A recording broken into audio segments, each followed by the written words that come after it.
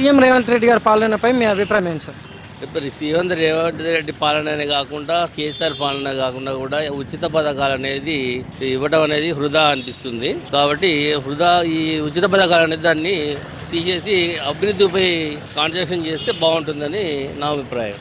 మరి ఇప్పటి వరకు ఈ 6 గ్యారెంటీలు ఏవైతే ఉన్నాయో ప్రజలకు ఎలా చేరవేరుతున్నాయి అంటారు? పథకాలనే వద్దు సార్, అసలు అది వద్దనే అభిప్రాయం.